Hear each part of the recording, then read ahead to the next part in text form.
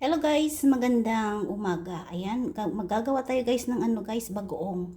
Yung bagoong ko guys, lang guys, tatlong klase lang. Ilalagay ko lang ng kamatis, yung gata niya, at syempre yung ating bagoong na dito sa Singapore. Ito na guys, mag-uumpisa na ako guys magluto ng ating bagoong na may kasamang kamatis lang, at saka bagoong, at syempre yung ating coconut. So tatlong klase lang guys iluluto ko. So ngayon, i-on ko na guys yung apoy kasi mag-umpisa na ako ngayon. Bale guys, hindi ko na kailangan maggisa. Bale automatic na siya guys. Pure coconut, walang tubig. At syempre yung last lagyan natin ng ating sili para mas masarap siya. So ganun lang guys, nag-umpisa na po ang ating apoy. At ilalagay ko na guys yung aking, mainit na kasi yan eh. Ilalagay ko na guys yung aking coconut. Yan. Pure coconut yun guys. Walang tubig. So lagyan natin lang guys. Konti kasi sayang kasi may naiwan pa. Konting tubig lang. Yun. Para mahalo yung kanyang coconut. Yan. Version ko lang to guys. Version ko lang. So kailangan ko lang pakuluin guys yung coconut. Yan. Nandito na siya. At syempre, ilalagay na natin yung ating kamatis. Ito, kamatis. Lahat na yan. Pangkalahatan na yan. At syempre yung ating bagoong. Sarado yung Philippine guys store. Kaya ito lang yung binili ko guys. Puti yung bagoong nila. So, same din. Ilagay ko na lahat. Yan, pakuluin ko nang dapat pakuluin. Hanggang maluto na siya. So, kunting tubig lang nilagay ko guys. So, ngayon, ganito lang. At mamaya konti, pakita ko na sa inyo yung resulta. Yung bagoong na niluto ko, naubos na. Binigay ko din yung kapitbahay ko. Diba? Hindi siya pula guys, kasi yung bagoong niya puti eh. Yan. Tingnan natin kung ano yung kalalabasan ng aking bagoong. Chinese bagoong. Yung last week, niluto ko bagoong guys, may siya, may siya pula-pula. Ito ngayon puti eh. Tingnan nyo guys oh. Oh, puti, di ba? So, tingnan natin guys kung ano yung kalalabasan. Walang problema kasi, experiment lang kasi to eh. Ako na kasi ang kakain eh. Pero masarap pa rin yan kasi bagoong eh. So, ginawa ko to guys, nilagay ko siya ng pure coconut lang at saka konting tubig para siya guys. Malalabasan yung kanyang oil talaga. So, mamaya konti, tingnan natin. Huwag lang kalimutan tayo kasi syempre. Bugas muna ako ng pinggan habang hinintay natin yung ating bagoong.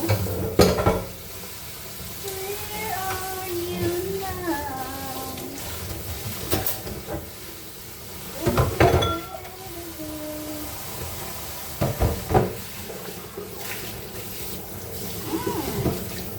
Grabe yung amoy. Malabas po yung amoy niya. Siyempre guys, lagyan ko na din yung sili. Ayan, kumukulo na siya guys. Hayaan na natin kumulo hanggang maluto ang kamatis at saka yung bagoong na nakasama yung coconut.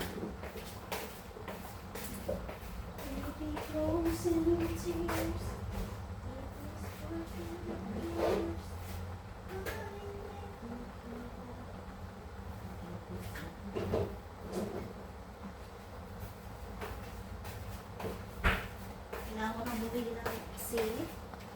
Yan. Ang bango na niya.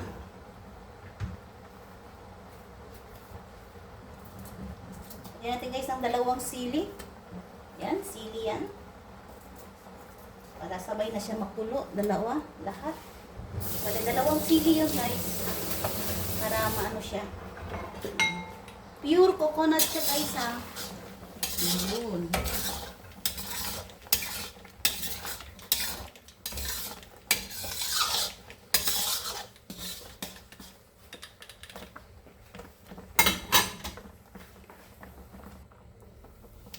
Yan na guys. Hintayin lang natin mawala na yung coconut, lumabas na yung kanyang oil at pwede na natin tatanggalin at i-off natin yung ating apoy. So, experiment ko lang yan, sarili ko lang yan. At saka ayoko ngayon maglagay ng karne. Gusto ko pure ano lang, pure bagoong lang talaga. Tsaka kamatis. Yan. Kailangan ko natin kalimutan isip. Kasi mahirap na, baka matulog. Kasi coconut kasi yan. So, hindi ko lang maluto yung aking ano. Yan guys, oh.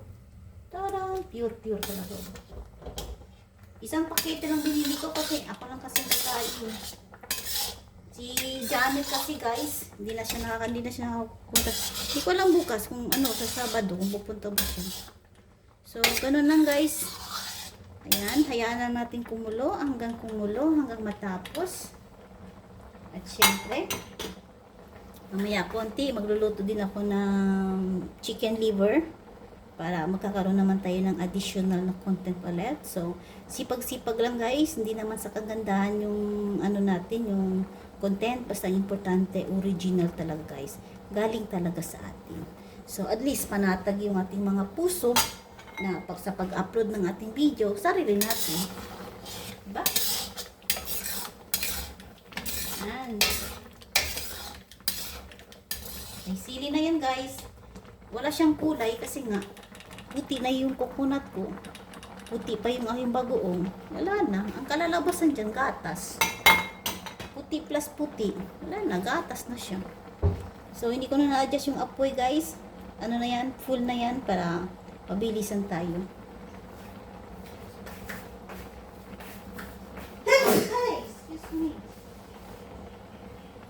Makachina si Doralat. At shout out pala guys sa mga nanalo sa aking ruleta. Congratulations sa aking mga very supportive and very legit na subscriber and followers. Thank you so much guys. Mamayang alas 3, tignan na naman natin ang ating resulta kung magkano naman binigay sa atin. Basta sipag-sipag lang guys at sa pagtiyaga.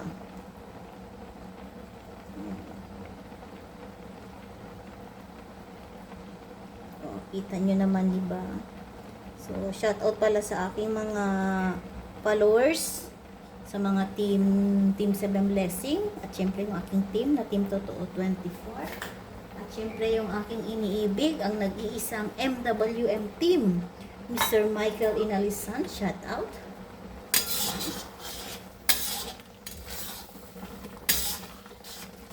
Sa mga nagsusupport din sa akin dito sa YouTube, thank you so much. Yan, maraming salamat guys. Patuloy lang tayo gumagawa ng video ng sarili natin at sigurado tayo naman ang susunod na aangat. So, lahat ng bagay hindi agad-agad makukuha natin. So, kailangan dumadaan muna tayo lahat ng proseso. Yan ang ating kamatis. Malapit na maluto ang ating kamatis guys. Kaya, konting taste na lang. Tingnan natin kung ano yung resulta ng aking bagoong. So, ganun lang. Maraming salamat.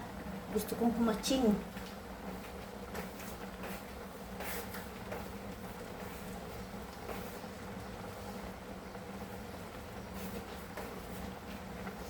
Mamaya tingnan ko guys kung makakapag-live ako. Pag makakapag-live ako, free ako mamaya.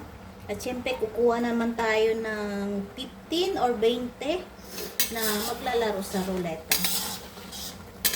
Yan guys, yung ginagawa ko talaga sa ruleta para ano naman ako sa inyo, makakapag-abot naman ako sa iyo kahit paano. Bilang pasasalamat sa pagsama sa aking live sa YT. So, ganun lang. Maraming salamat. Ayan, kumukulo na siya guys. Lumalabas din kanyang oil. So, kailangan i-stir na natin ito.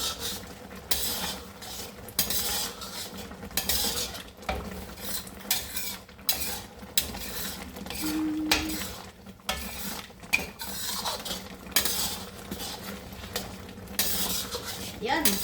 Lumalabas din kanyang oil guys. So, kailangan ko na i-stir na para mabilis siya mag-dry. At i-slow fire na natin konti. Yun. Slow fire na yan. Hindi na natin pwede iwanan guys kasi masusunog yung ano niya sa baba.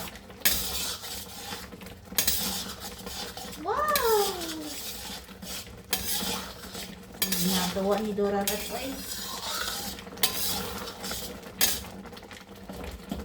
Baby frozen tears. Walang karne to guys ha. Pas muna tayo sa karne. Sige lang tayo karne.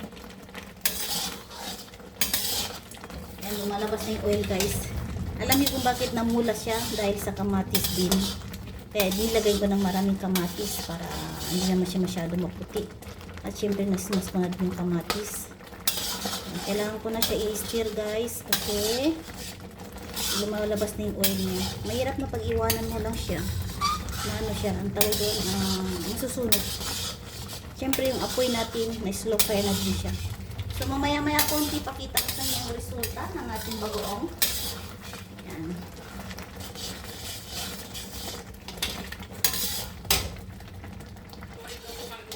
Ito na guys.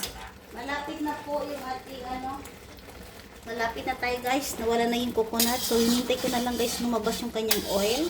So mamaya konti pakita ko sa inyo guys ha. Ayan, nanonood ako ng tulpo. Kaya na-off ko muna. Ayan guys, malapit na guys. Siguro mga nasa 20 minutes na lang at lalabas na yung kanyang oil. Hello guys. Ayan, katatapos ko lang guys yung aking bagoong. Yan na yung kanina nakita ko guys na walang tubig kundi pure coconut at syempre kamatis at ano ba yung kamatis tsaka coconut tsaka bagoong. Tatlo lang sila guys. So ito lang guys ang kalalabasan natin ngayon. Hindi ko na pinakita kanina guys kasi tumatalsik na yung mga yung oil niya. So ito na guys yung aking bagoong na bagoong Chinese. Iba pa rin yung bagoong ng Pilipinas guys. Yung isang araw pinakita ko sa inyo na may kasamang roasted pork. O diba? So ganun lang guys. Maraming salamat. Meron na naman akong ulam guys. At saka naglagay ko ng chili yan guys. Para ano siya. Dry yan na guys. Dry. Kapag may mangga kayo. Ayan. Maganda yan sa mangga guys. Kasi dry siya. At saka maanghang konti. Hindi masyado. At walang walang taba. Kundi pure bagoong. At saka kamatis at saka coconut. So, ganoon lang guys. Maraming salamat sa support. God bless everyone.